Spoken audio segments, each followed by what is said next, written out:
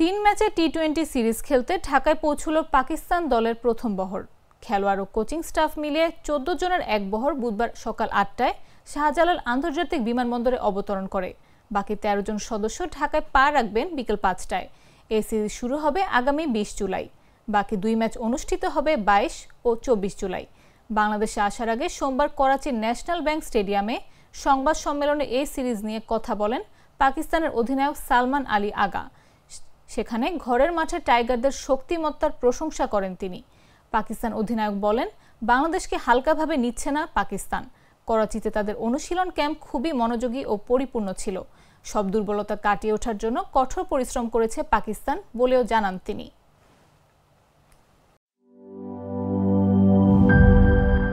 Bundle থাকলে প্রতি সেনমানিতে টাকা বাঁচবে। বিকাশ সেনমানি বান্ডেল কিনে জিতুন প্রতি লেনদেনে।